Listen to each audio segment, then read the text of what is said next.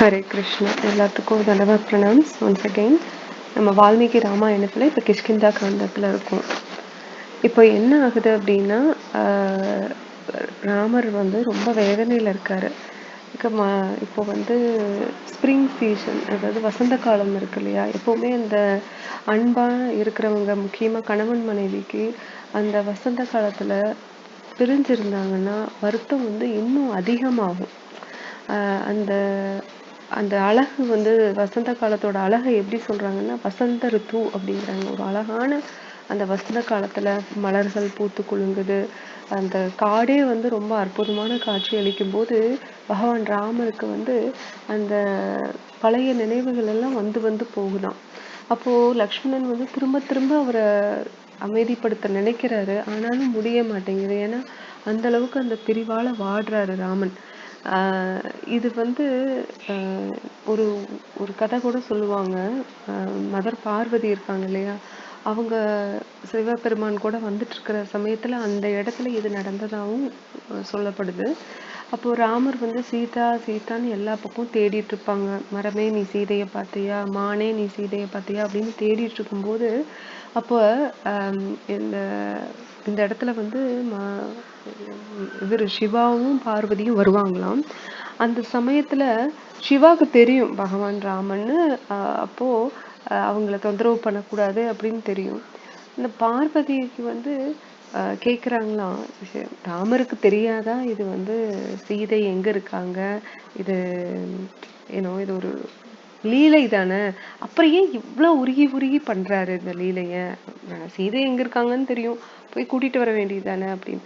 அந்த லீலையிலேயே இப்ப நம்மளே ஒரு உதாரணத்துக்கு ஒரு நாடகம் நடிக்கிறோம் அப்படின்னா அந்த நாடகத்துல நம்ம அந்த கதாபாத்திரமாவே மாறிடுறோம். இது ரொம்ப இயல்பான ஒரு விஷயம்தான். நம்ம குழந்தைகளையே நடிக்க வைக்கிறோம், அந்த குழந்தை அந்த ஒரு கதாபாத்திரமாவே மாறுறதுக்கு உண்டான வேலைகளை நம்மளும் செய்யறோம், அந்த குழந்தையும் செய்யுது. அப்போ நம்ம ஒரு அந்த ஸ்டேஜ்ல பார்க்கும்போது, அந்த நாடகம் நடக்கும்போது நம்ம கீழே உட்காந்து பார்க்கும்போது ஒவ்வொரு கதாபாத்திரங்களும் அவங்களாவே மாறுறத பார்க்குறோம்.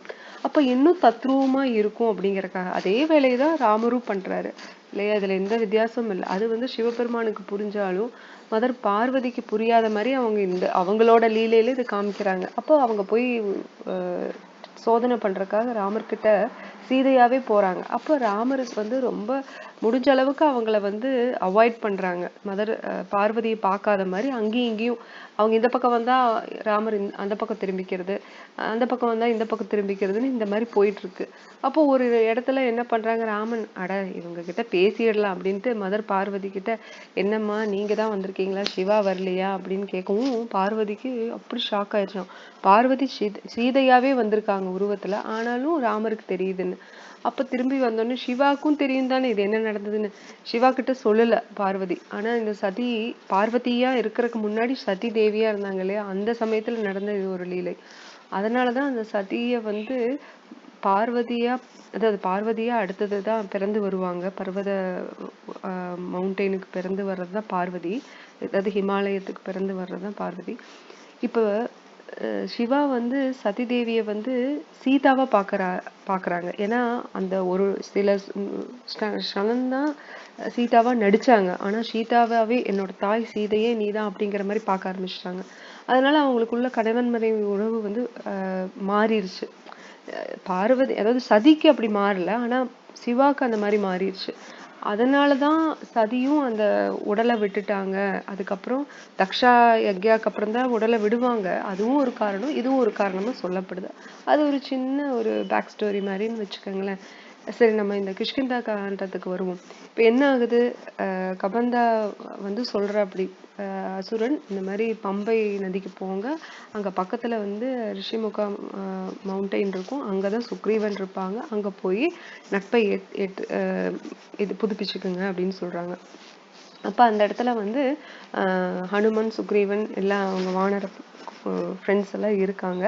அப்போ சுக்ரீவன் பார்த்துட்டு இவங்க வந்து இவங்களா இருக்கும், வாலியோட ஆட்களா இருக்கும் அப்படின்னு வந்து சுக்ரீவன் பயந்துக்கிறான். அனுமனை போய் பார்த்து பேசிட்டு வர சொல்றான். ஏன்னா சுக்ரீவன் தானா போறக்கு பயம், எங்க அவங்க கொன்றுவாங்களோன்னு. அதனால அனுமன் அனுமன் ரொம்ப எப்படி சொல்றதுன்னா அறிவு ஜாஸ்தி, அவருக்கு இன்டெலிஜென்ஸ் வைஸ்ன்னு சொல்லுவாங்கல்ல, விஸ்டம் எப்படி சொல்றது, ஞானம் ஜாஸ்தி அவருக்கு. வந்து பக்குவம், பக்தி, ஞானம், அறிவு எல்லாமே இருக்கு.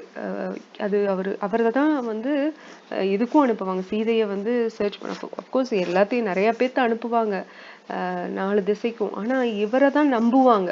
ஏன்னா இவருக்கு தான் அந்த சக்தி இருக்கு, அந்த அறிவாற்றல் இருக்கு, அந்த பேச்சு திறன் இருக்கு அப்படிங்கறக்காக. இப்போ இது காரணத்துக்காகவும் சுக்ரீவன் வந்து ஹனுமனை வந்து ராமன் லக்ஷ்மணன் கிட்ட போய் பேச சொல்றாங்க. இவங்க யாரு பார்த்தா தேவி தேவர்கள் மாதிரி இருக்காங்க, சத்திரியாக்கள் மாதிரி இருக்காங்க, ஆனா பிராமணாக்கள் மாதிரி உடையில இருக்காங்க, என்னன்னே புரியல.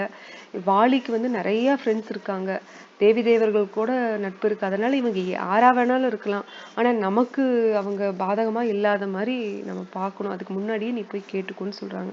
அதனாலதான் ஹனுமன் போய் கேட்க போறாரு. ஹனுமன் யாருன்னு நமக்கு தெரியும், வாயு புத்திரன். அவருக்கு வந்து சின்ன குழந்தையிலேயே சூரியனை வந்து பழம்னு நினைச்சு சாப்பிட போய் தான் அவருக்கு வந்து அந்த இந்திரன் இடிச்சு அவருக்கு அந்த தாவா கொட்டையில வந்து அந்த மார்க் வந்திருக்கும் அப்படின்னு சொல்லுவாங்க. அதுக்கப்புறம் அந்த கதையெல்லாம் நம்ம ஏற்கனவே தெரியும். ஸோ அதை நம்ம இப்போ ஒரு டீட்டெயிலா பார்க்க வேண்டாம். இப்போ அனுமன் வந்து என்ன பண்றாரு அப்படின்னா, ராமர் கிட்ட போய் பேச போறாரு. அவரு அனுமன் வந்து சீஃப் மினிஸ்டர்னு சொல்லப்படுது சுக்ரீவனுக்கு. இப்போ அனுமன் வந்து ஒரு சாதாரண ஒரு பிராமணாவா போய் பாக்குறாங்க ராமன் லக்ஷ்மணன்.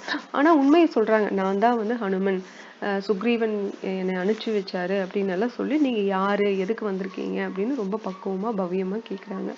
அப்போ அதுக்கப்புறம் ராமன் வந்து லக்ஷ்மணா கிட்ட, ராமன் வந்து இன்ட்ரோடக்ஷனை வந்து ரொம்ப சிம்பிளா சொல்லிட்டு, சும்மா இத்தினோண்டு சுருக்கமா சொல்லிட்டு லக்ஷ்மணன் கிட்ட சொல்றாரு.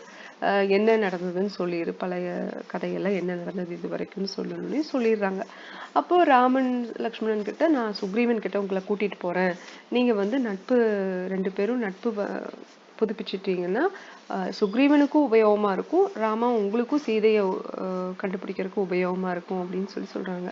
அப்ப அந்த இடத்துல சுக்ரீவனை போய் பார்த்து ராமன் லக்ஷ்மணனோட டீட்டெயில்ஸ் வந்து சுக்ரீவன் கிட்ட சொன்னோன்னையும் சுக்ரீவனுக்கு ரொம்ப மகிழ்ச்சி ஆயிடுது. சரி அப்படின்ட்டு, வாலியோட ஸ்ட்ரென்த் உங்களுக்கு சாதாரணமா தெரியாது, அவன் ரொம்ப பலசாலி அப்படிங்கறக்கு ஒரு உதாரணம் துந்துபி அப்படிங்கிற ஒருத்தனை வந்து எப்படி வதம் பண்ணாங்க அப்படிங்கிற பழைய கதையை சொல்றாரு வாலி, ஐ மீன் சுக்ரீவன் வந்து சொல்றாங்க வாலியோட சக்தியை பத்தி. அதனால அதுக்கப்புறம் வாலி சுக்ரீவன் எப்படி பிரிஞ்சாங்க அப்படிங்கிறதையும் ராமர் கேக்குறாரு. அதுக்கு அந்த மாயாவி அப்படிங்கிற ஒரு அசுரன் தான் வந்து வாலி கிட்ட போய் வம்பு பண்ணா, என்ன வந்து நீ என்கிட்ட வந்து சண்டை போட்டு ஜெயிச்சாதான் நான் ஒத்துக்குவேன் அப்படின்னு. அதுக்கப்புறம் வாலி போய் சண்டை போட்டு கொன்னுடுறான் அப்படிங்கிறாங்க. ஆனா அதுல என்ன ஆகுது அப்படின்னா, அந்த சின்ன ஒரு கதை சுருக்கம் என்னன்னா, வாலி வந்து மாயாவியை கொல்றதுக்கு போறான். அப்போ மாயாவி ஓடுறான்ல, அவன் போய் ஒரு குகையில ஒளிஞ்சுக்கிறான். அப்ப சுக்ரீவன் தான் வாலி கூட போறான். அப்போ சுக்ரீவன் வந்து வெளியில காத்துக்கிட்டு இருக்க சொல்லிடுறான் வாலி, நீ உள்ள வர வேண்டாம், நான் உள்ள போய் அவனை கொன்னுட்டு வரேன் அப்படின்னு. போய் வரவே இல்லை வாலி, ரொம்ப நாள் ஆகுது, 1 வருஷமே ஆயிருது, சுக்ரீவன் காத்துக்கிட்டே இருக்கான். அப்ப என்ன நினைச்சுக்கிறான், அப்ப அந்த டைம்ல தான் சத்தம் வருது உள்ள இருந்து, குகையில இருந்து பெரிய ஒரு சத்தம், வாலியோட சத்தம் வருது. அப்போ அது கொஞ்ச நேரத்திலேயே ரத்தம் வெள்ளம் வெளியில வருது குகையில இருந்து. அப்ப என்ன நினைச்சிட்டா, மாயாவிதான் வாலியை கொண்டுட்டான் அப்படின்னு சுக்ரீவன் நினைச்சிட்டு அந்த குகையை வந்து ஒரு பெரிய போல்டர், பெரிய பாறையை வச்சு மூடி வச்சுட்டு போயிடுறான்.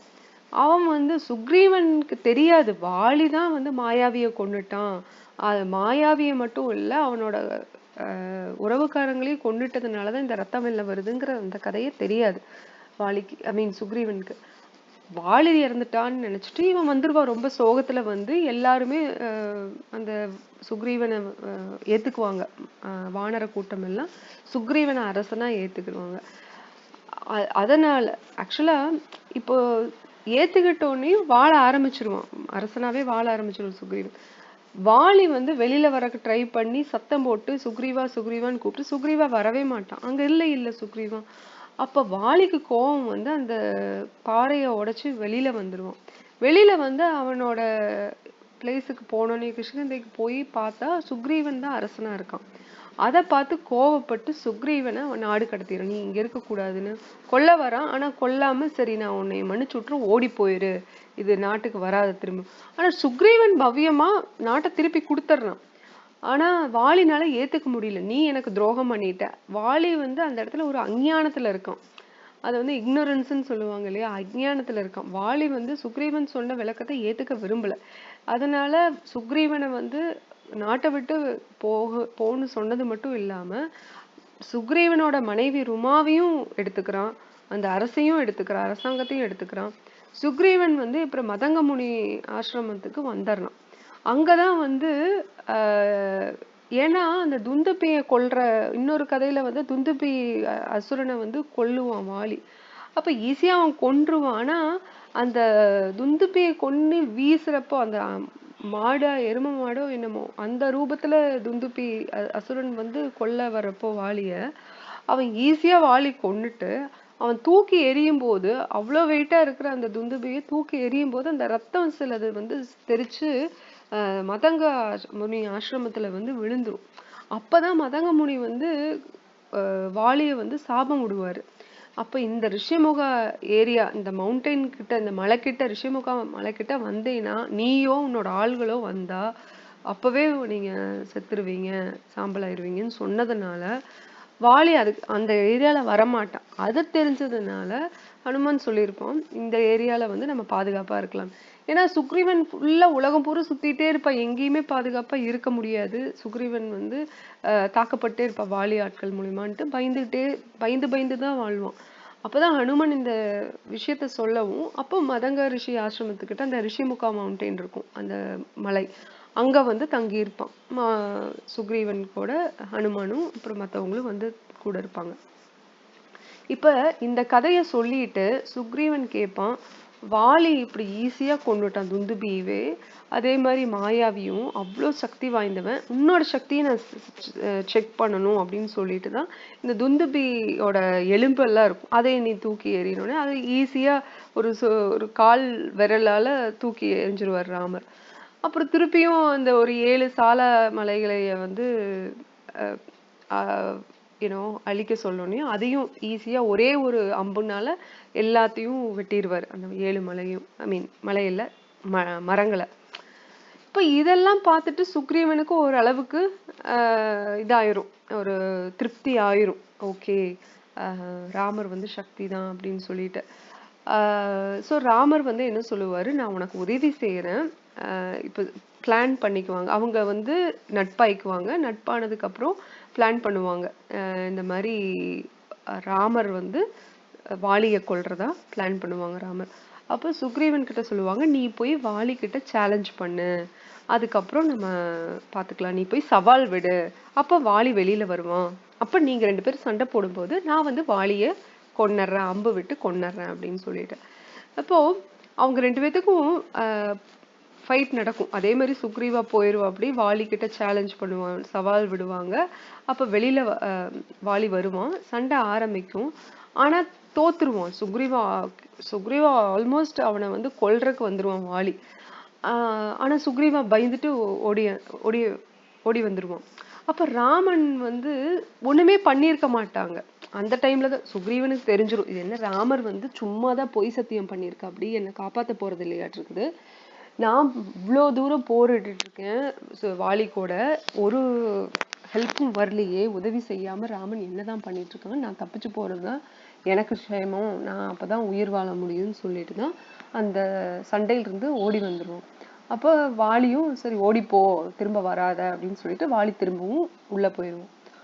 அப்போ ராமர்கிட்ட வந்து சுக்ரீவன் கேட்டோன்னே, நீ சொல்லியிருக்கலாம்ல ராமா, செய்யறேன்னா செய்யறேன்னு சொல்லியிருக்கலாம், உதவி செய்யறேன்னு சொல்லிட்டு உதவி செஞ்சிருக்கலாம். நீ உதவி செய்யறேன்னு சொல்லிட்டு சும்மா நின்று வேடிக்கை பார்த்துட்டு இருந்தா அதுக்கு என்ன அர்த்தம், இதுக்கு பேசாம நீ உதவி செய்ய மாட்டேன்னே சொல்லியிருக்கலாம்ல அப்படின்னு கேட்கவும், இல்ல இல்ல நீங்க 2 பேரும் ட்வின்ஸ் மாதிரி இருக்கீங்க, ஒரே மாதிரி இருக்கீங்க, அதனாலதான் என்னால யாரா கொல்றதுன்னு தெரியல, நீதான் வாலியா நீ சுக்ரீவனா எனக்கு ஒண்ணுமே புரியல, நீங்க என்ன பண்ணு, ஒரு மாலையை வந்து உடனே லக்ஷ்மணன் கிட்ட சொல்லி பக்கத்துல இருக்க மலர்களை பறிச்சு ஒரு மாலையா போட்டு, இதை நீ போட்டுக்கோ கழுத்துல, இது கழுத்துல இருந்தாதான் எனக்கு அடையாளம் தெரியும், அப்ப நான் வாலி வந்து மாலை இல்லாதவன் வாலின்னு தெரிஞ்சு அவனை நான் கொன்னுடுறேன் அப்படின்னு பிளான் பண்ணுவாங்க.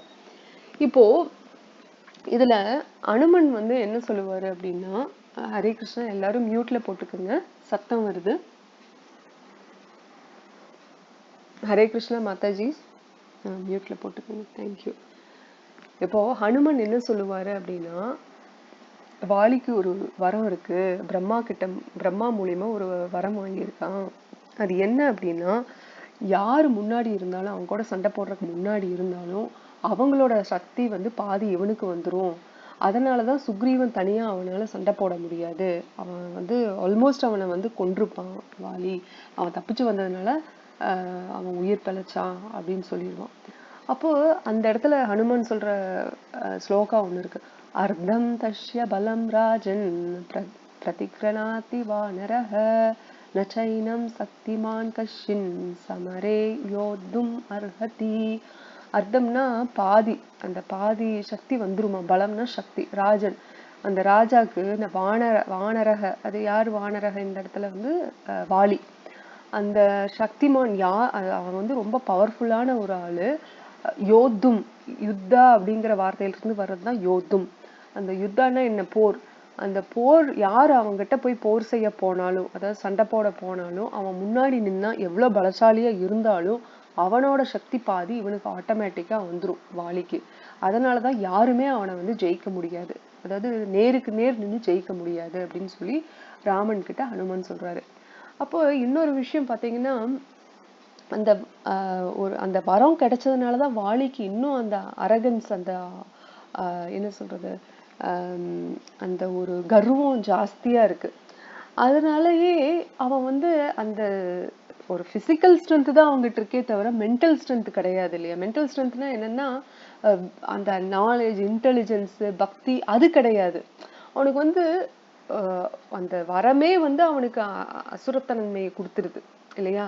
அப்ப சுக்ரீவன் சொன்னப்ப அந்த விளக்கத்தையும் கேட்க அவன் விரும்பல.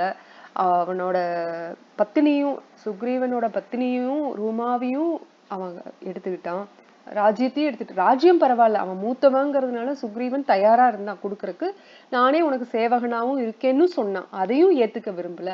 ஏன்னா அந்த அளவுக்கு அவனுக்கு வந்து அந்த அரகன்ஸ் இருந்திருக்குது இல்லையா. அந்த ஒரு கர்வம், அந்த ஒரு ஒரு கெட்ட குணம், அதர்ம செயல்ல செய்யறதுக்கும் கூட அவனுக்கு வந்து அவன் தயாரா இருந்தான் அப்படிங்கிறது நம்ம ஆச்சாரியர்கள் சொல்றாரு. இப்போ இன்னொன்னு என்னன்னா, வாலி வந்து எப்படி ஹிரண்யகாசிப்பு ஆகட்டும் இல்ல ராவணன் ஆகட்டும், அவங்க எல்லாருமே வரம் ஸ்பெஷலா வாங்கினாங்க பிரம்மா கிட்ட இருந்து. ஆனாலும் அவங்க வந்து இப்போ அதை தவறா யூஸ் பண்றதுக்குதான் பார்த்தாங்க இல்லையா. அதை வந்து தர்ம வழியில அவங்க யூஸ் பண்ண பார்க்கல. இப்ப எப்ப நம்ம தர்ம வழியில யூஸ் பண்றோமோ அப்ப நம்மளோட சக்தி மென்மேலும் உயரும். ஆனா எப்ப நம்ம அதர்ம வழியில யூஸ் பண்றோமோ நம்மளுக்கு வந்து அது ஆணவமா மாறி நம்மளோட அழிவுக்கு அதுவே காரணமா மாறிடும் அப்படிங்கிறாங்க. இப்போ வாலி வந்து கொல்றதுக்கு வந்து பகவான் ராமன் என்ன பண்றாருன்னா, பின்னாடி மரத்துக்கு பின்னாடி இருந்து கொல்றாரு, கரெக்டா. அப்போ ராமர் கொல்றாரு, வாலி வந்து ஆல்மோஸ்ட் சாக போறான். அதுக்கு சாக போற சமயத்துல வாலியோட பெண்டாட்டி வந்து தாரா ஓடி வர்றா அழுதுட்டு. இங்க சுக்ரீவனும் அழுகுறான், அடாடா இவ்வளவு மோசமான எண்ணத்துல நான் கொல்ல நினைச்சிட்டேனே என்னோட அண்ணனையவே, இப்ப நான் எனத்தை அனுபவிக்க போறேன். இப்ப அர்ஜுனாவும் குருக்ஷேத்திர வாரப்ப அததான் சொல்லுவாங்க கிருஷ்ணர்கிட்ட, இப்ப நான் எல்லாத்தையும் கொல்லணும் அப்படின்னு வந்தாச்சு, ஆனா எனக்கு கொல்றதுக்கு மனசு வரலையே. இப்ப என்னோட ஆச்சாரியர்கள், துரோணாச்சாரியார் ஆகட்டும், பீஷ்ம பிதாமக ஆகட்டும், என்னோட முன்னோர்கள்ல பீஷ்ம பிதாமகர் ஆகட்டும், இல்ல என்னோட சொந்தக்காரங்களாகட்டும், அண்ணன் தம்பிகள் ஆகட்டும், கௌரவாக்கள் ஆகட்டும், இத்தனை பேர் இருக்காங்க. இவங்களை எல்லாம் கொன்னதுக்கு அப்புறம் அந்த ரத்த கலவையில நான் போய் உட்கார்ந்து ஒரு ராஜ்யத்தை ஆளணுமா, இல்ல என்ன அண்ணன் யுதிஷ்டா ஆளணுமா, இதுல எனக்கு சந்தோஷம் வருமா? கண்டிப்பா வராது. அதனால நான் வந்து போய் காட்டுலனாவது இருந்துக்கிறேன், பிச்சை எடுத்துனாவது வாழ்ந்துக்கிறேன், எனக்கு இந்த ராஜ்யம் வேண்டாம். இப்படி ரத்தம் கலங்கப்பட்ட ஒரு ராஜ்யம் எனக்கு வேண்டாம் அப்படின்னு சொல்லுவோம். அதே மாதிரிதான் சுக்ரீவனும் இப்போ அனுபவிக்கிறான். எனக்கு இந்த மாதிரி ஒரு ராஜ்யம் வேண்டாம், என் அண்ணனை கொன்னு அந்த இடத்துல நான் போய் உட்காரணுமா, நான் என்ன நினைச்சு உங்ககிட்ட இந்த உதவியை கேட்டேன் அப்படின்னு சுக்ரீவனும் ரொம்ப வருத்தப்படுவான். இப்ப வாலி ஆல்மோஸ்ட் இறக்க போற சமயத்துல ராமர்கிட்ட கேள்வி கேட்பான். நீ ஒரு தர்ம சத்திரியன் தானே? ஏன்னா தாரா ஏற்கனவே இப்ப என்ன ஆயிருக்கும்னா 2 தடவை சவால் விட்டுருப்பான் சுக்ரீவன். முதல் தடவை சுக்ரீவன் சவால் விட்டு வாலி 2 பேத்துக்கும் சண்டை நடக்கும் போது சுக்ரீவன் தப்பிச்சு ஓடிடுறான் இல்லையா? 2வது தடவை திருப்பி சவால் விட சொல்லுவார் இல்லையா ராமர். இப்ப மாலையை நீ அணிஞ்சுக்க சுக்ரீவா, எனக்கு அடையாளம் அப்பதான் தெரியும், வாலியை கரெக்டா நான் கொன்றுவேன்.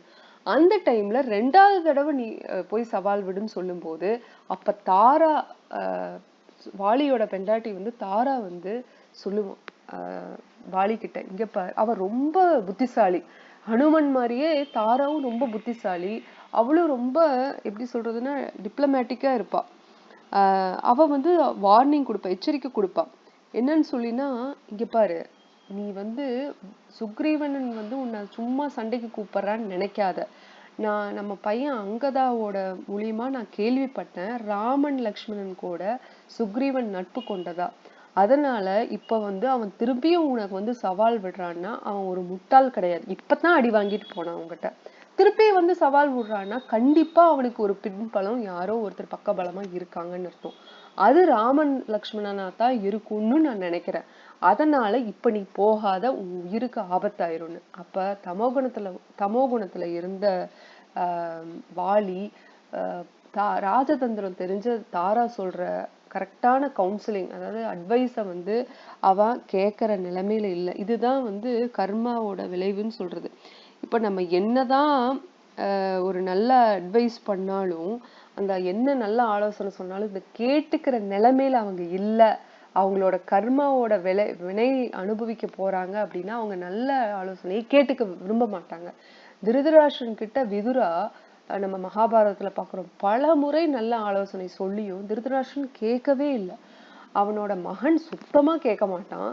திருதராஷ்டிரன் கூட ஏதாவது உட்கார்ந்து இருப்பான், எந்திரிச்சு கூட போகாம கொஞ்ச நேரம் உட்கார்ந்து இருப்பான். ஆனா ஆலோசனைய காதால கேட்டா, ஆனா செயலால செய்ய மாட்டான். துரியோதனன் காதால கூட கேட்க மாட்டான். அந்த அளவுக்கு மோசமான தமோகுணத்துல இருந்தாங்க கௌரவர்கள். அவங்களோட அப்பாவும் அப்படிதான். திருதராஷ்டிரன் கண் மட்டும் குருடு கிடையாது, அவன் ஆன்மீக ஞானத்திலையும் குருடு அப்படின்னு ஆச்சாரியர்கள் சொல்றாங்க.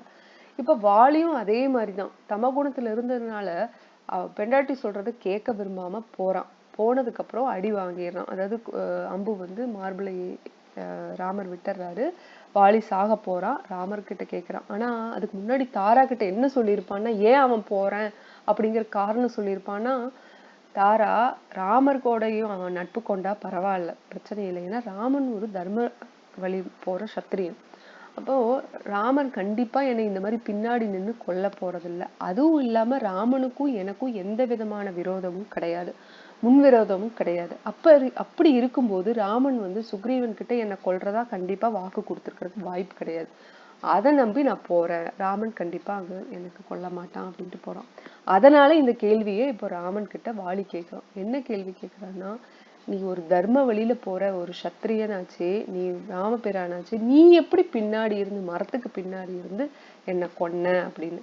இப்போ மேலோட்டமான காரணங்கள் பார்த்தோம்னா, ஒரு காரணம் என்னன்னா, ராமன் யாரு முன்னாடி நேருக்கு நேர் போனாலும் அவங்களோட பலம் பாதி இவங்களுக்கு வாலிக்கு போயிருன்னு பார்த்தோம்.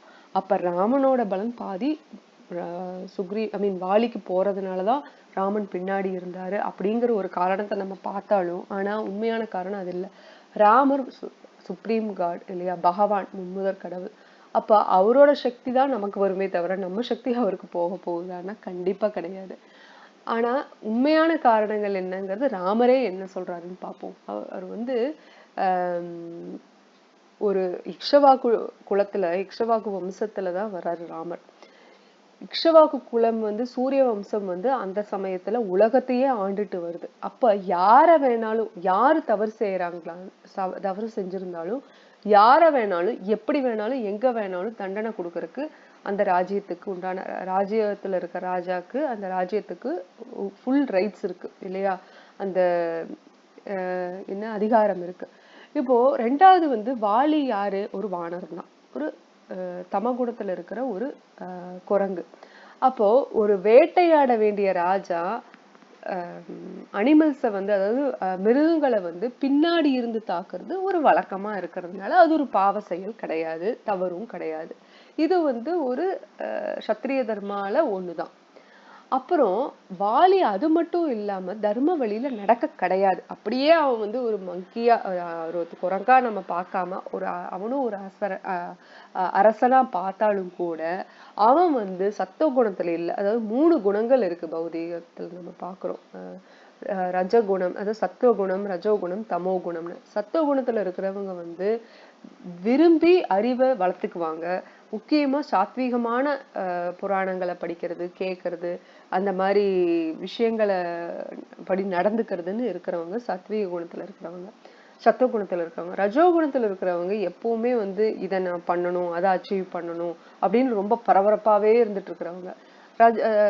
தமகுணத்துல இருக்கிறவங்க ஒண்ணுமே பண்ண மாட்டாங்க. இது பகவத்கீதை நம்ம படிப்போம் இல்லையா, அதுல ரொம்ப டீட்டெயிலா பார்ப்போம். ரஜகுணம், தமகுணம், சத்துவகுணம் தான் இருக்கிறதுலயே உயர்ந்தது. அதை விட உயர்ந்தது சுத்த சத்துவம்னு. யாரு முழுசா பக்தி பண்றாங்களோ அவங்க சுத்த சத்துவத்துல இருக்கிறோம் அப்படின்னு சொல்லுவாங்க. பகவான் எல்லாம் எப்போ சுத்த சத்துவம் தான். இப்போ அந்த குணத்துப்படி பார்த்தா வாலி வந்து தமகுணத்துல இருந்ததுனால தர்மம் என்னன்னே புரிஞ்சுக்காதனால அவனோட சொந்த தம்பியோட மனைவியே அவன் வந்து அபகரிச்சிட்டான். ராஜ்யத்தை அபகரிச்சதும் இல்லாம தம்பி பெண்டாட்டியும் அபகரிச்சிட்டான். இந்த 3 பாவத்துக்காக அவனை கொல்றது தப்பே இல்லை. வாலி, உன்னை நான் கொன்னது தப்பு இல்லை அப்படின்னு சொல்றாங்க. அப்ப வாலி புரிஞ்சுக்கிறான், ஆமா நான் பண்ணது தப்புதான் அப்படின்னு சொல்லிட்டு என்னை மன்னிச்சிருங்க அப்படின்னு சொல்றான். அப்பதான் வந்து எனக்கு ஒரு உதவி வேணும், என்னோட மகா அங்கதா வந்து இருக்கான் இல்லையா, அவனை நீங்க ஏத்துக்கணும், அவனை வந்து சுக்ரீவன் பார்த்துக்கணும், கடைசி வரைக்கும் என்னோட பெண்டாட்டி தாரா அவளையும் பார்த்துக்கணும் அப்படின்னு சொல்லி அவன் வேண்டி கேட்டுக்கிறான். அப்ப சுக்ரீவனுக்கு நெக்ஸ்ட் அதை வாக்கு கொடுத்துட்றாரு ராம. சுக்ரீவன் வந்து நெக்ஸ்ட் அரசனா, அடுத்த கிஷ்கிந்தாவோட அரசனா ராமர் மாத்துறாரு. இப்ப வந்து அங்கதா பத்தியும் நம்ம அவனோட லாயல்ட்டி பாக்குறோம். அவன் எப்படி வந்து ரொம்ப இதா இருக்கான், எப்படி சொல்றதுன்னா ரொம்ப உண்மையா இருக்கான் அப்படின்னு சொல்லிட்டு பாக்குறோம்.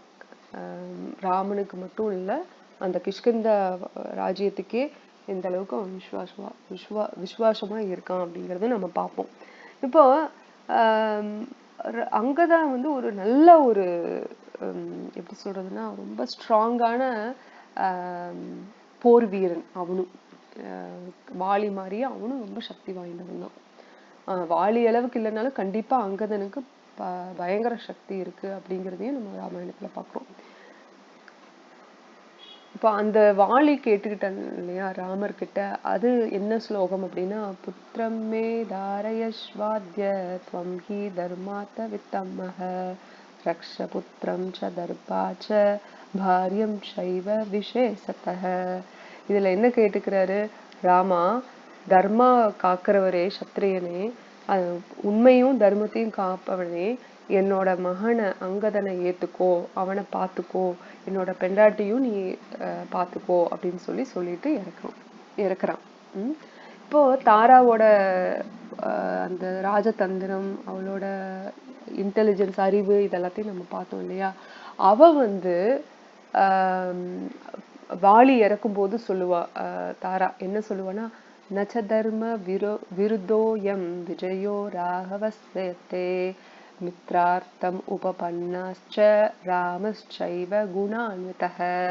வாலி கேட்போம் இல்லையா ராமன் கிட்ட, நீ இப்படி பண்ணலாமா அப்படிங்கறதுக்கு வாலிக்கு வந்து தாரா சொல்லுவா, ராமா வந்து உன்னைய ஜெயிச்சது வந்து தர்மத்துக்கு மாறா கிடையாது, தர்மத்துக்கு எதிரா கிடையாது. அவன் எப்பவுமே ராமன் எப்பவுமே தர்ம வழியில செல்றவர் தான். அவர் ஏன் இப்படி நடந்துட்டாருன்னா, அவரோட நண்பன் சுக்ரீவனை காப்பாத்துறதுக்காக, அவனுக்கு கொடுத்த வாக்கையும் அந்த நட்பை காப்பாத்துறதுக்காக அவர் இப்படி செஞ்சாருன்னு தாராவோட பெர்செப்ஷன், அவளோட வியூ பாயிண்ட்ல இருந்து தாரா இந்த ஸ்லோகத்தை வாலிக்கு சொல்றதா நம்ம பாக்குறோம் ராமாயணத்துல. இப்போ அந்த 4 மாசம் சத்துர்மாசம்னு சொல்லுவாங்க இல்லையா, 12 மாசத்துல 4 மாசம் வந்து மழை காலமா இருக்கும். அப்ப வந்து முக்கியமா முனிவர்கள் யூனோ அந்த சேஜஸ் சொல்லுவோம்ல, ரிஷிஸ், இவங்கெல்லாம் என்ன பண்ணுவாங்கன்னா அந்த சமயத்துல அவங்க வந்து எப்பவுமே சுத்திட்டே தானே இருப்பாங்க.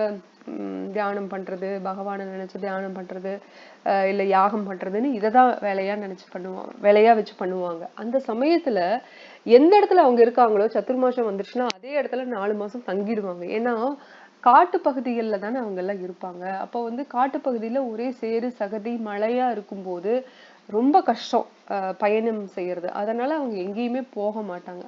அதே மாதிரிதான் இப்ப ராமன் லக்ஷ்மணன் வந்து ராமன் சொல்றாரு, இப்ப 4 மாசம் சத்துர்மாசம் வந்துருச்சு. சுக்ரீவனை வந்து அரசனா போட்ட உடனேயுமே சத்துர்மாசம் ஆரம்பிச்சிருச்சு. அப்ப ராமன் சொல்றாரு, நாங்க வந்து பர்வர்ஷனம் பர்வத்தா, அதாவது அந்த மலையில பர்வர்ஷனா அப்படிங்கிற மலையில நாங்க காத்துக்கிட்டு இருக்கோம். மழைக்காலம் எல்லாம் முடிஞ்சதுக்கு அப்புறம் 4 மாசம் ஆயிரும் சுக்ரீவா. மழைக்காலம் முடிஞ்சதுக்கு அப்புறம் நம்ம சீதாவை வந்து தேட ஆரம்பிச்சிருவோம் அப்படின்னு சொல்லிட்டு இவரு போய் அங்க வெயிட் பண்ணுவாரு. அவர் ஏன் லங்காவை அப்பவே எதிர்க்கல அப்படின்னா நிறைய காரணம்.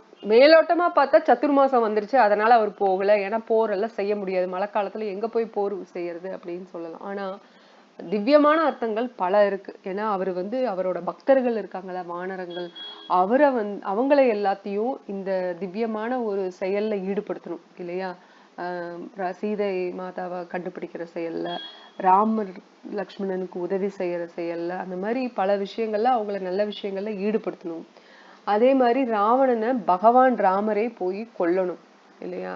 ஏன்னா ஹனுமானே அதை பண்ணிட்டு வரலாம், ஆனா ராமன் பண்ணணும் அப்படிங்கிறதுதான் ஒரு ஒரு நல்ல ஒரு எப்படி சொல்றதுன்னா, இப்போ நம்ம குரு நமக்கு சொல்லி கொடுக்குறாரு ஒரு விஷயத்த, குரு சொல்லி கொடுத்த விஷயம் நமக்கு தெரியும், நம்மளும் சில விஷயங்களை கத்திருந்திருப்போம் இல்லையா. ஆனா குரு மூலியமா தான் கத்துக்கிட்டோம் அப்படிங்கறதுனால குரு முன்னாடி நமக்கு எல்லாம் தெரிஞ்ச மாதிரி நம்ம காமிச்சுக்க மாட்டோம். அதே மாதிரிதான் லக்ஷ்மணன் சரி ஹனுமனும் சரி, அவங்களே போய் ராவணனை போய் வெட்டி சாய்ச்சிட்டு வர முடியும், இது ஒண்ணும் பெரிய விஷயம் இல்லை. ஆனாலும் ராமர் பண்றதுதான் உத்தமம், அவருக்குதான் அந்த பேரு கிடைக்கணும். இப்போ கிருஷ்ணாவோட இதுல பாத்தீங்கன்னா, அவதாரத்துல பார்த்தோம்னா, இப்போ கிருஷ்ணலீலையில பார்த்தோம்னா அர்ஜுனனை கொல்ல சொல்லுவாரு. பகவான் வந்து கிருஷ்ணரோட பாவம் வேற, ராமனோட பாவம் வேற. இப்போ கிருஷ்ணர் என்ன பண்ணுவாரு, அர்ஜுனனை நீ கொல்லு, நான் ஏற்கனவே அவங்களை கொன்னுட்டேன், பகவத்கீதையில சொல்லுவாரு, ஏற்கனவே நான் அவங்களை கொன்னுட்டேன், நீ இப்போ உனக்கு வேணும்னா நீ இதை என்னோட வழியில வரணும், தர்ம வழியில வரணும்னு நினைச்சீங்கன்னா நீ கொல்லு, உனக்கு நல்ல பேர் வரும், நாளைக்கு வந்து நீதான் கொன்னேன்னு தான் வரும், நீதான் தர்மத்தை நிலைநாட்டுனேன்னு வரும். இப்ப நான் ஏற்கனவே கொன்னாச்சு, இப்ப நீ கொல்லல, நீ இத வந்து வித்ட்ரா பண்ணிட்டு நான் கொல்ல மாட்டேன், ஏன்னா நான் வந்து ரொம்ப சாஃப்ட் ஹார்ட், நான் கொல்ல மாட்டேன் அப்படின்ட்டு நீ போயிட்டினா, அவங்க கொல்லப்பட்டது என்னமோ உண்மை. அது என்ன அர்த்தம்னா, கர்ம பிரகாரம் விதி பிரகாரம் அவங்க ஆல்ரெடி அவங்களுக்கு வந்து இறப்பு நிச்சயம் ஆயாச்சு இந்த நேரத்துலன்னு.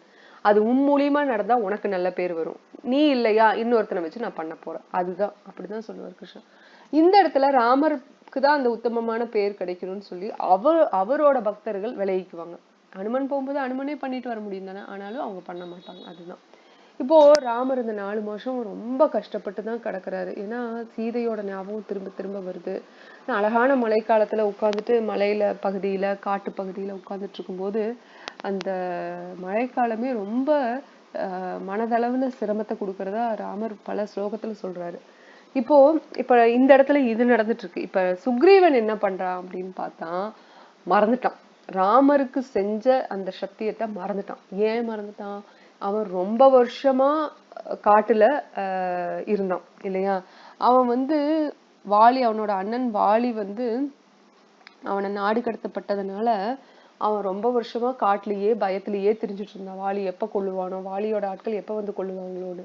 ஆனா ஒரு சமயத்துல வந்து ராமர் மூலியமா அரசன் ஆனதுக்கு அப்புறம் அவன் வந்து திருப்பியும் அந்த இழந்த சந்தோஷத்தை எல்லாம் இது பண்ணணும்ல, அனுபவிக்கணும்னு சொல்லிட்டு ராமருக்கு கொடுத்த அந்த சத்தியத்தை மறந்து அவன் காம போகத்துல இன்வால்வ் ஆக ஆரம்பிச்சிட்டான், அனுபவிக்க ஆரம்பிச்சிட்டான். ஆனா தாராவும் அங்கதாவும் அவனை வந்து எச்சரிக்கிறாங்க, சுக்ரீவா நீ வந்து தப்பு செய்யற அப்படின்னு. ஆனாலும் அவனோட புத்தியில வந்து அது ஏறல.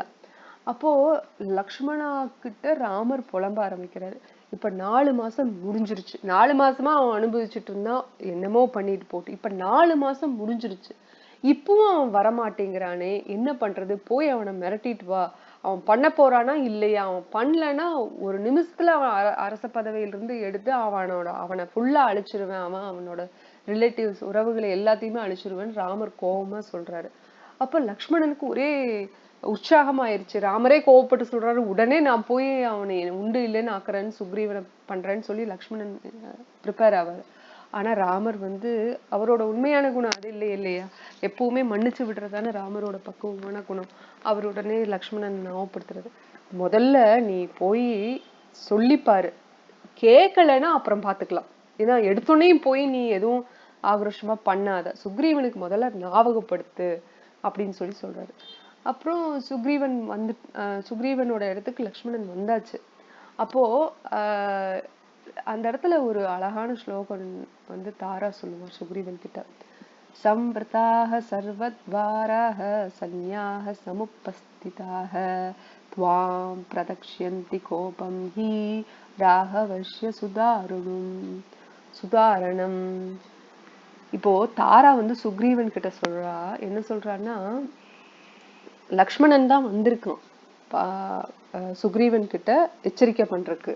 ராமர் காத்துக்கிட்டு இருக்காரு, தாய் சீதைய போய் நம்ம தேடணும், இந்த வேலையை பண்ணாம. ஆனா சுக்ரீவன் ஒரு 15 நாளைக்கு முன்னாடியே 15 நாள் கெடு கொடுத்து எல்லா உலகத்துல இருக்கிற எல்லா வானரங்களையும் கலெக்ட் பண்ண சொல்லியிருப்பா.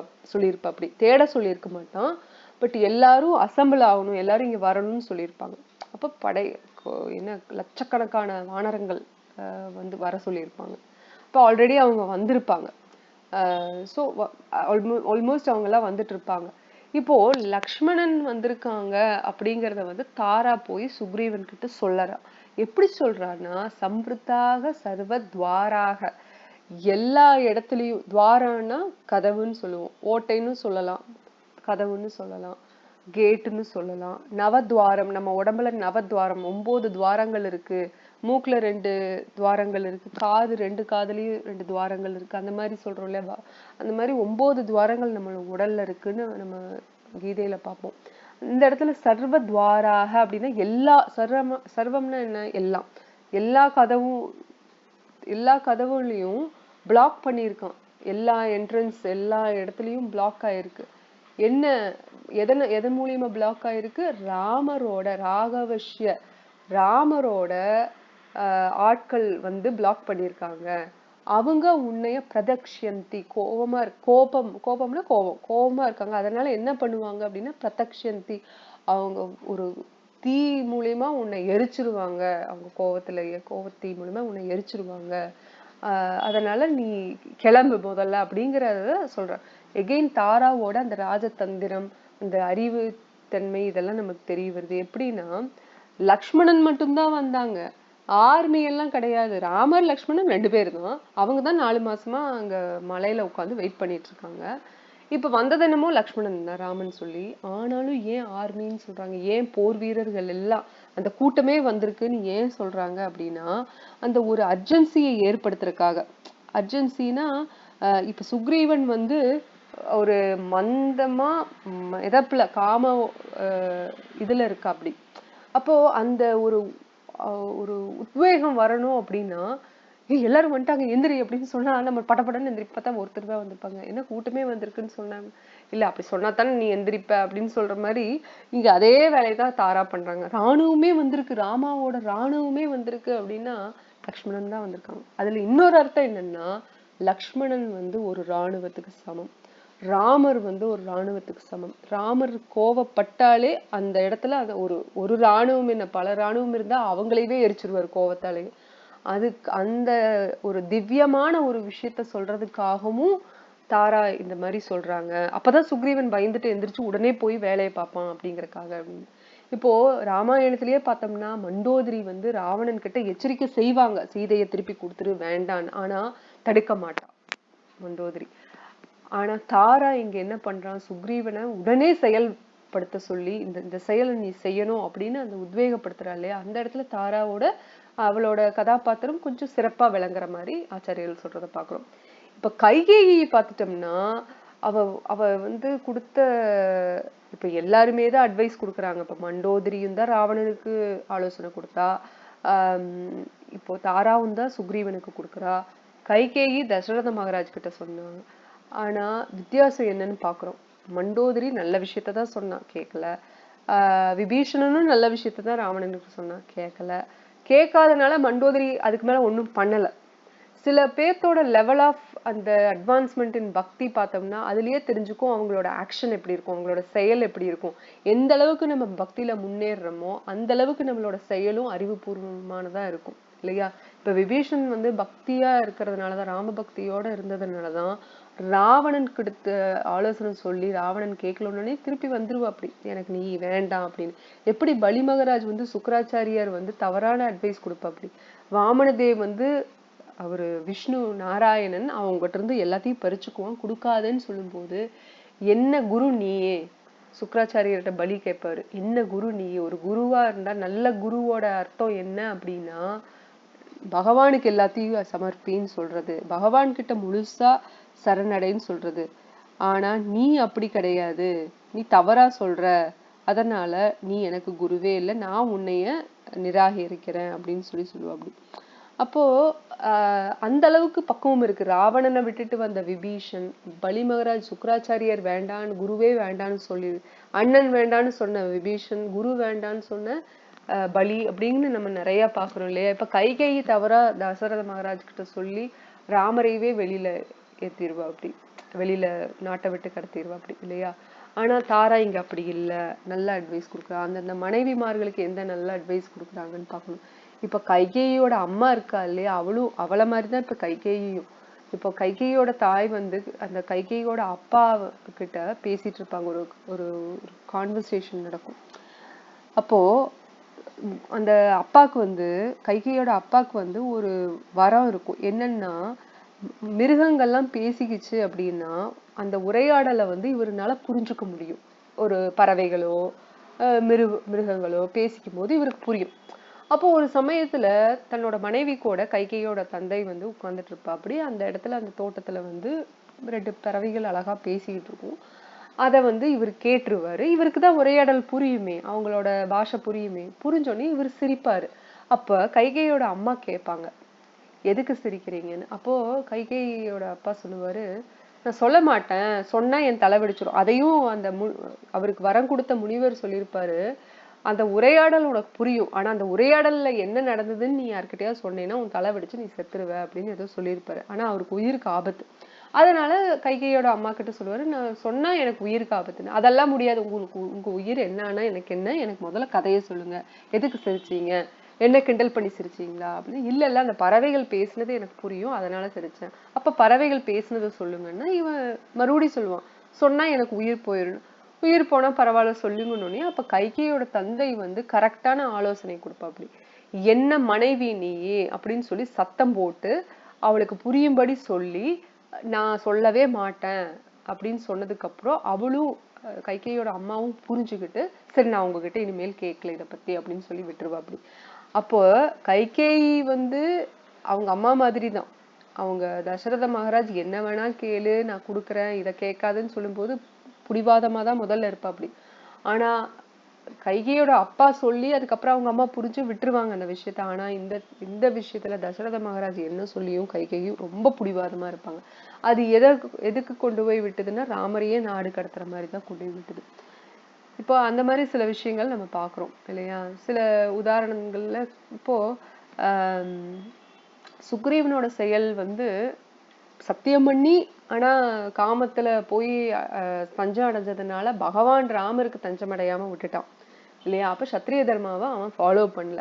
ராமர் வந்து எப்பவுமே அப்கோர்ஸ் மங்கி தான், வானரம் தான் சுக்ரீவன். ஆனாலும் அவன் ஒரு அரசனா இருக்கும்போது அவன் கொடுத்த வாக்க காப்பாத்திருக்கணும். அரசனுக்கும் முன்னாடி அவன் வந்து ஒரு நண்பன், ஒரு அக்னிய வந்து வளர்த்துதான் அந்த அக்னி முன்னாடி 2 பேரும் சத்தியம் பண்ணி கட்டி தழுவிக்குவாங்க ராமரும் சுக்ரீவன். இனிமேல் நம்ம நண்பர்கள், உன்னோட துக்கம் இனிமேல் என் துக்கம், உன்னோட சந்தோஷம் இனிமேல் என்னோட சந்தோஷம்னு சொல்லிதான் அவங்க சத்தியம் பண்ணி எடுத்துக்குவாங்க. அந்த எப்படி கல்யாணம் பண்ணும்போது அக்னிக்கு முன்னாடி சாட்சியா கல்யாணம் பண்றாங்களோ அவங்களோட நட்பையும் அதுக்கு முன்னாடி அக்னி முன்னாடி சாட்சியா தான் பண்ணுவாங்க. ஆனா அவன் மறந்துடுவான்.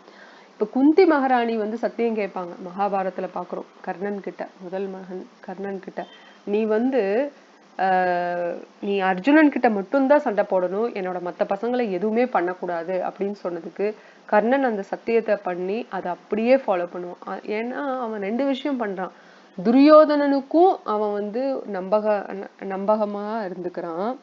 அதே மாதிரி குந்தி மகாராணிக்கு சத்தியம் பண்ணி கொடுத்ததுலயும் அவன் வந்து என்ன பண்றான்னா அந்த அந்த கொள்கை மாறாம விசுவாசமா இருக்கும் அப்படிங்கறத பார்த்தோம் இல்லையா. ஆனா சுக்ரீவன் அப்படி கிடையாது அப்படிங்கறதையும் நம்ம பாக்குறோம். இப்ப லக்ஷ்மணன் வந்துட்டான். தாரா வந்து அட்வைஸ் பண்ணியாச்சு சுக்ரீவனை கிளம்பி போக சொல்லி. உடனே அவன் கிளம்பி போறான்.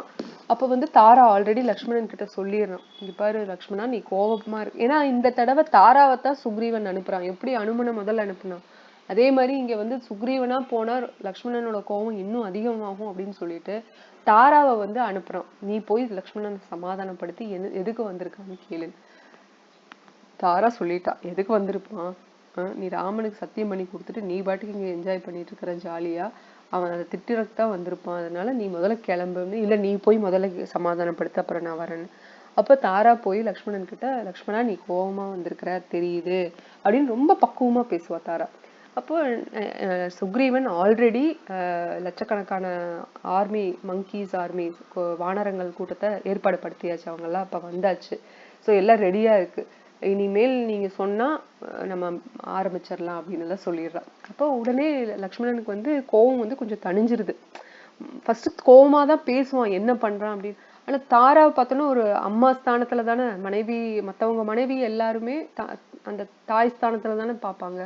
ஏன்னா அதனாலதான் இப்ப நம்ம பார்த்தோம்னா நம்ம வைஷ்ணவ சம்பிரதாயத்துல பெண்களை வந்து மாதாஜின்னு கூப்பிடுறோம், ஆண்களை வந்து பிரபுஜின்னு கூப்பிடுறோம். ஏன்னா பிரபுன்னா நமக்கு அவங்க வந்து மாஸ்டர், அவங்க நமக்கு எஜமான் அப்படின்னு அர்த்தம், நம்ம அவங்களுக்கு சேவகர் அப்படின்னு அர்த்தம். பெண்களை மாதாஜின்னு கூப்பிடும்போது நம்ம அவங்கள தாயா பாக்குறோம் அப்படின்னு அர்த்தம் இல்லையா. அப்போ அந்த அதனால லக்ஷ்மணன் வந்து ரொம்ப பவ்யமா பேசுறாரு தாரா கிட்ட. இப்போ தாரா இந்த சொன்ன விஷயத்த கேட்டு லக்ஷ்மணனுக்கு ஒரு வகையில மனசு வந்து சாந்தி அடைஞ்சிருது. ஓகே, ஆர்மி மாணவர்கள் கூட்டத்தை ரெடி பண்ணிட்டான் சுக்ரீவன் அப்படின்னு சொல்லிட்டு. இப்ப சுக்ரீவன் வந்து என்ன பண்றான், வந்து லக்ஷ்மணன் கிட்ட மன்னிப்பு கேட்டுட்டு சரி நம்ம இப்ப வந்து வானர படைகளை இது பண்ணலாம் அப்படின்னோடனையும் லக்ஷ்மணன் வந்து நீ முதல்ல ராமர் கிட்ட வந்து இந்த சந்தோஷமான விஷயத்த சொல்லு. ஏன்னா ராமர் வந்து ஆல்ரெடி சீதையை பிரிஞ்சு இருக்கிறதால மனசு ஒடிஞ்சு போயிருக்காரு. இப்ப நீயும் வந்து உன்னோட சத்தியத்தை காப்பாத்துனால மேலும் அவர் மனசு ரொம்ப வருத்தத்துல இருக்காரு. இப்ப நீயே உன்னோட வாயால வந்து சொன்னீன்னா அவர் சந்தோஷப்படுவாரு அப்படின்னும். சரி அப்படின்னு சொல்லிட்டு இப்ப சுக்ரீவன் எல்லாம் போய் பேசுறாங்க. லக்ஷ்மணன் சுக்ரீவன் எல்லாம் போய் பேசுறாங்க. இந்த மாதிரி நான் வானர கூட்டங்களை ஏற்பாடு பண்ணி வச்சு இப்ப 4 திசைக்கும் நான் அனுப்புறேன் அப்படின்னு சொல்லி. இப்போ முக்கியமா அனுமனை வந்து ரொம்ப நான் முக்கியமான ஆளா நினைக்கிறேன். ஏன்னா அவன் வந்து சக்தி வாய்ந்தவன் அப்படிங்கறதுனால அவனை ஹனுமனை வந்து நான் கவுண்ட் பண்றேன்னா கண்டிப்பா அவனால ஜெயிக்க முடியும் சீதை மாதாவை கண்டுபிடிக்கிறதுல அப்படிங்கிறதுக்காக நான் அனுமனையும் நான் முக்கியமான இடத்துல வைக்கிறேன் அப்படின்னு சொல்லி அவன் முடிவு பண்ணியிருப்பான் சுக்ரீவன். இப்ப ஒரு டீம் 4 டீமா போகும். 4 டீம்ல வந்து ஒண்ணு கிழக்கு, ஒண்ணு மேற்கு, ஒண்ணு தெற்கு, ஒண்ணு வடக்குன்னு போறதுல தெற்கு வர டீம் வந்து அங்கதான் அனுமான், ஜாம்பவான் அப்படின்னு இருப்பாங்க. அவங்கதான் வந்து அந்த தெற்கு பகுதியை வந்து அதுக்கு அவங்களுக்கு கீழே பல பேர் இருப்பாங்க. ஆனா இவங்கதான் வந்து தலைவர்கள் மாதிரி. முக்கியமா அங்கதான் தலைவன், அவங்களுக்கு கீழே அனுமன், ஜாம்பவான். ஆனா அனுமன் ஜாம்பவான் தான் குணத்துல, பக்குவத்துல, பக்தியில உயர்ந்தவங்களா இருப்பாங்க இல்லையா. ஆனாலும் அங்கதன் வந்து ஒரு தலைமுறைக்காக, இப்போ வம்சம் வந்து இப்போ சுக்ரீவனுக்கு அப்புறம் வாலி, வாலியோட பையன் அங்கதன் தானே வருவான் அப்படி பதவிக்கு. அதனால அங்கதனை இந்த இடத்துல வச்சிருப்பாங்க. இப்ப எல்லாரும் தேட போறாங்க. ஒவ்வொரு இடத்துல ஒவ்வொரு டைரக்ஷன் திசையிலையும் ஒவ்வொரு டீம் ஆஃப் மங்கீஸ், அந்த வானர கூட்டங்கள் போய் தேடுது. அதுல தெற்கு நோக்கி வந்த ஆனா யாருக்குமே கிடைக்கல. சீதா மாதா எங்க இருக்காங்கன்னு யாருக்குமே கண்டுபிடிக்க முடியல. எல்லாருமே திரும்பி வந்து அது 30 நாள் தான் கெடு குடுத்துருப்பான் சுக்ரீவன். இல்லன்னா உங்களை கொன்றுவேன் அப்படின்னு சொல்லியிருப்பாப்டி. அவங்க எல்லாருமே வந்து ரிப்போர்ட் பண்ணிருவாங்க. சுக்ரீவன் கிட்ட எங்களுக்கு தெரியல கிடைக்கலன்னு. இப்ப கடைசியா சவுத் சவுத் டீம் தான் இந்த தெற்குக்கு வந்த அந்த வானர கூட்டங்கள் கிட்ட இருந்து தான் இனி இன்னும் எந்த செய்தியும் வர கிடையாது. அவங்க இன்னும் வெயிட் பண்ணிட்டு இருக்காங்க. 30 நாளும் கடந்தாச்சு. இன்னும் எந்த இவங்களுக்கும் சீதை எங்க இருக்காங்கன்னு தெரியல. எதுவுமே அவங்கனால கண்டுபிடிக்க முடியல. அதனால மனம் வருத்தத்துல இருக்காங்க. அப்ப அந்த இடத்துலதான் சம்பதி அப்படிங்கிற ஒரு பறவைய பாக்குறாங்க. யாரு அப்படின்னா ஜடாயுவோட அண்ணன். தாம் திருஷ்டுவா ஞானித்தம் ஞானிதி மரணம் சோகே நாகம் விதூயிதஹ. இந்த ஸ்லோகத்தை வந்து சம்பத்தி சொல்லுவாங்க. இப்ப இவங்க தேடிட்டு இருக்காங்க இல்லையா, அந்த இடத்துல இந்த மரத்து மேல இந்த சம்பத்தி அப்படிங்கிற பறவை உட்கார்ந்துட்டு இருக்கும். அந்த வல்ச்சர், அந்த கழுகு பறவை. அப்போ இந்த பசங்கள்லாம் அந்த அங்கதா, ஹனுமான், ஜாம்பவான் இவங்கெல்லாம் பேசிட்டு இருப்பாங்க. என்னன்னா முக்கியமா அங்கதான் என்ன சொல்லுவா, நம்மளால கண்டுபிடிக்கவே முடியல. நம்ம பேசாம தவம் இல்ல, எப்படி சொல்றதுன்னா விரதம் இருந்து உயிரை மாச்சுக்கலாம். ஏன்னா நம்ம அங்க போனாலும் சுக்ரீவன் நம்மளை கொன்றுவான். நம்ம இப்படி ஒரு ஏமாற்றத்துல நம்ம அங்க போய் நிக்கிறத விட நம்ம இங்க உயிரை மாச்சுக்குவோம். சீதை மாதா நம்மளால கண்டுபிடிக்க முடியலன்னா நம்ம உயிரோட இருந்து என்ன பிரயோஜனம் அப்படின்னு சொல்லி உயிரை விடுறதா அங்கதன் சொன்னோன்னையும் எல்லாரும், ஹனுமன் ஜாம்பவானை தவிர எல்லாரும் அதுக்கு ஒத்துக்குவாங்க. அப்ப ஹனுமன் வந்து இது என்ன இப்படி ஒரு முடிவுக்கு வரக்கூடாது நம்ம அப்படிங்கிற மாதிரி இருப்பா. அப்படி ஜாம்பவான் சொல்லுவாங்க இல்ல நம்ம தேடுவோம் அப்படின்னு. அப்பதான் சம்பத்தி அப்படி அப்ப உயிரை விடுவோம்னு சொல்லும் போது அந்த சம்பத்திங்கிற பறவை என்ன சொல்லும்னா, எப்படியோ நான் ரொம்ப காலமா நான் ஒரு நொண்டி பறவை, எனக்கு ரெக்கை இல்லை. நான் எங்கேயோ போய் ஃபுட்டை தேடி இது பண்ண முடியாது. எனக்கு என்னோட சொந்தக்கார பையன், அந்த சொந்தக்கார பையன்னா பறவையில மருமக பையனும் என்னமோ அந்த பையன்தான் எனக்கு வந்து உணவு கொண்டு கொடுத்துட்டு இருப்பா. அப்படி அவனும் வர்றதில்ல. சோ நான் வந்து தேடி போக முடியாது. பறவைக்கு ரெக்கை இருந்தாதான் பறக்க முடியும், எனக்கு ரெக்கை கிடையாது. இப்ப நீங்களே வந்து உயிரை மாச்சுக்க போறீங்க விரதம் இருந்து. அப்ப நான் வந்து எங்கேயுமே போக வேண்டாம், இங்கேயே உட்கார்ந்துட்டு இருந்தேன்னா நீங்க எல்லாம் இறந்ததுக்கு அப்புறம் நான் உங்களை ஒண்ணொன்னா சாப்பிட்டுக்குவேன், எனக்கு ஜாலி அப்படின்னு சொல்லி சம்பத்தி சொல்லும் போது இவங்க பாப்பாங்க யாரு நீ அப்படின்னோடனையும் நான் தான் ஜடாயுவோட மூத்த தம்பி அண்ணன் அப்படின்னோடனையும் இப்ப இவங்க வந்து நடந்ததை சொல்லுவாங்க. அப்போ ராமர் சீதையை தொலைச்சதுனால நாங்க சீதையை தேடி வந்திருக்கணும். அப்ப சம்பத்திக்கு ஞாபகம் வரும் யாரு அப்படின்னு. அப்பதான் சொல்லுவாங்க, நான் வந்து சீதைய பார்த்தேன், ராவணன் தூக்கி சென்றப்போ நான் பார்த்தேன் அப்படின்னு சொல்லி லங்காக்கு கூட்டிட்டு போயிட்டான் அவன் அப்படின்னு. அப்படியா, ஆமா. நீ யாருன்னா நான் தான் ஜடாயுவோட அண்ணன். நானும் அவனும் ஒரு தடவை சூரியன் பக்கத்துல யாரு வேகமா போக முடியும்னு சொல்லி விளையாட்டுக்கு பண்ணும்போது நாங்க போனோம். அப்ப சூரியன் கிட்ட வரப்போ ரொம்ப சூடு வரவும் நான் வந்து ஜடாயு காப்பாத்தணுங்கிறதுக்காக என்னோட ரெக்கையை வச்சு அவனை மூடுனேன். அப்ப வந்து என்னோட ரெக்கை ரெண்டும் எரிஞ்சிருச்சு. அதனால நான் அப்படி கீழே இந்த பக்கம் விழுந்துட்டேன். ஜடாயு எங்க போனேன்னு எனக்கு தெரியல அதுக்கப்புறம் அப்படின்னோடனையும் ஜடாயு இறந்ததை வந்து சொன்னோடனையும் அவன் ரொம்ப வருத்தப்படுறாங்க சம்பத்தி. அதுக்கப்புறம் வந்து ராவணாதான் தூக்கிட்டு போனா அப்படிங்கிற விஷயத்தையும் இவன் சொல்றான். அப்போ இன்னொரு விஷயம் என்னன்னா, சம்பத்திக்கு ஒரு வரம் கிடைச்சிருக்கும். சம்பத்திக்கு வந்து 60,000 வருஷத்துக்கு மேல ஆகுது. ஏன்னா ஜடாயு வந்து தசரத மகாராஜோட ஃப்ரெண்டு.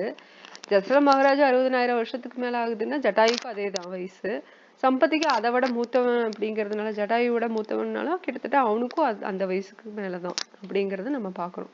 அப்போ ஆனா அவங்களுக்கு ஒரு வரம் கிடைச்சிருக்கும். என்னன்னா இந்த மாதிரி நீ இந்த உண்மையை சொல்லும் போது சீதையோட யாரு தூக்கிட்டு போனாங்க, அதாவது ராவணன் தூக்கிட்டு போனான் அப்படிங்கறத நீ சொல்லும் போது உனக்கு ரெக்கை திருப்பி முளைக்கும் அப்படிங்கிற ஒரு வரம் இருக்கும். அது உண்மையா என்னன்னு எனக்கு தெரியாதுன்னு சொல்ல சொல்ல சம்பத்திக்கு ரெக்கை முளைச்சிரும். அப்ப ரொம்ப சந்தோஷப்படுவான். அப்ப இவன் வந்து சம்பத்தி வந்து சந்தோஷப்பட்டு சரி இந்த பக்கமா போகணும், அங்க ஒரு கடல் தாண்டி போனாதான் லங்கை வரும் அப்படின்னு சொல்லிடுவான். அப்படி இப்ப இவங்களுக்கு தெரிஞ்சிருச்சு. இவங்களுக்கு ஒரே சந்தோஷம். அப்ப இனிமேல் என்ன நடக்குதுன்னா சர்ச். இப்போ இதுல வந்து எவ்வளவு தூரம் இருக்கும் அப்படின்னா 100 யோஜனை இருக்கும் அப்படின்னு சொல்லுவாங்க. அப்போ இப்பதான் இந்த சம்பத்தி பறக்குமே பாக்குது, 100 யோஜனை இருக்கும் அப்படிங்கிற விஷயம் தெரிஞ்சோடனே இப்ப யாரு 100 யோஜனை தாண்ட முடியும்? இங்க இருந்து தாண்டினா தான் லங்கைக்கு போக முடியும். லங்கையில போய் சீதா இருக்காங்களா, இருந்தா உயிரோட தான் இருக்காங்களா, இத்தனை விஷயத்த சேகரிச்சுட்டு ராமர் கிட்ட போய் சொல்லணும். இப்ப இவங்களுக்கு எல்லாத்துக்கும் ஒரு வகையில சந்தோஷம், சீதையை ராவணன் தான் கடத்திட்டு போனான்னு தெரிஞ்சிருச்சு, ராவணன் லங்கால தான் இருக்காங்கிறதும் தெரிஞ்சிருச்சு. ஏன்னா இத்தனை நாள் எங்க இருக்காங்கன்னே தெரியாது. ராவணன் கடத்தினான்னு தெரியும், ராவணன் யாரும் ஒண்ணுமே தெரியாதுல்ல. இப்ப ஒரு இன்ஃபர்மேஷன் எக்ஸ்ட்ராவா வந்தாச்சு. இப்ப என்ன பண்றாங்கன்னா, சரி நம்ம தேடணும்னா யாரு போறது, அந்த அளவுக்கு யாருக்கு சக்தி இருக்குன்னா ஒவ்வொரு வானரத்துக்கிட்டையும் கேட்பாங்க. அப்போ ஒவ்வொரு வானரும் நான் இவ்வளவு தூரம் தாண்ட முடியும், அவ்வளவு தூரம் தாண்ட முடியும். ஜாம்பவான் சொல்லுவாப்படி, எனக்கு நான் 1000 யோஜனமே தாண்டுவேன், ஆனா நான் வயசாயிருச்சு, என்னால இனி முடியாது அந்த அளவுக்கு. முதல்லன்னா பரவாயில்ல. அங்கதான் என்ன சொல்லுவேன், நான் 100 யோஜனையே தாண்டுவேன். சில பேர் 80 60ன்னோட நிறுத்திக்குவாங்க. ஆனா அங்கதான் என்ன சொல்லுவேன், நான் 100 யோஜனை தாண்டுவேன், ஆனா போகதான் முடியும், திரும்பி வர முடியாது அப்படின்னு சொல்லுவாங்க. அப்போ சரி என்ன பண்ணலாம் அப்படின்னா, அனுமனோட சக்தியை இப்பதான் ஜாம்பவான் ஞாபகப்படுத்துவாங்க. அனுமனுக்கு ஏற்கனவே அந்த ஒரு மறதி இருக்கும் இல்லையா, அந்த சேட்டை பண்ணதுல ஒரு சாபமும் இருக்கும். நீ மறந்துடுவ, உன்னோட சக்தியை மறந்துடுவ, ஆனா ஒருத்தன் மூலியமா ஞாபகம் வரும், அப்ப நீ மறுபடியும் உன்னோட ராமன் பக்தி உனக்கு இதுக்கு வரும். ராமன் பக்தி எப்பவுமே இருக்கு, ராமனுக்காக நீ பக்தி செயல்ல ஈடுபடுவ தீவிரமா அப்படிங்கிற ஒரு இது வரும். ஒரு எப்படி சொல்றதுன்னா, சரி அசரீரி மாதிரி அவருக்கு தெரிஞ்சிருக்கும். அசரீரியில அவருக்கு நல்லாவே தெரிஞ்சிருக்கும், யாரோ ஒருத்தவங்க சொல்லியிருப்பாங்க. இப்போ இவரு ஹனுமனுக்கு வந்து ஜாம்பவான் ஞாபகப்படுத்தணும்னே அவருக்கு அவரோட சக்தி வந்து அப்பதான் தெரிய வரும். ஓ அப்படியா, அப்படின்னா நானே தாண்டி போறேன் அப்படின்னு சொல்லுவாங்க. இப்போ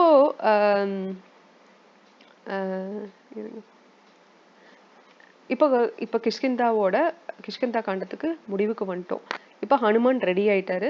நான் வந்து இனி நான் தாண்ட போறேன். அதுக்கு வந்து அந்த மலை, மகேந்திர மலை கிட்ட தான், அது மேல இருந்துதான் தாண்ட முடியும். ஏன்னா அதுதான் அவரோட, ஏன்னா அவரு பெரிய உருவம் எடுத்துதானே தாண்ட முடியும். அப்பதானே ஈஸியா பெரிய கடலை தாண்ட முடியும். 100 யோஜனம் கடல்னா அதை தாண்டணும்னா அதுக்கு பெரிய உருவமா இருக்கணும் அப்படின்னு சொல்லிட்டு அவரு, நான் வந்து இந்த மகேந்திர மலையில இருந்துட்டு தாண்டுறேன். அப்பதான் இது வந்து என்னோட ப்ரெஷர், அந்த அவரோட வெயிட்டை தாங்குறதுக்கு. இப்போ வந்து ஊனி எந்திரிக்கும் போது அங்க அச்சுப்படும் இல்லையா, அப்ப அச்சுப்பட்டதுன்னா என்ன ஆகும், அந்த மலை கொஞ்சம் உள்ள போகும், மரங்கள் வந்து ஆடும், அந்த அதுல இருக்கிற மிருகங்கள் எல்லாம் பயந்து போகும், இதெல்லாம் நடக்கும். கரெக்டா?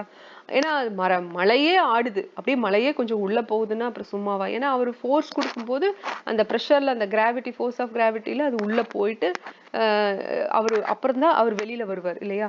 அந்த டைம்ல தான் இன்னும் நல்லா வேகமா தாண்ட முடியும் அப்படிங்கறதுக்காக அவர் பண்ணுவாரு.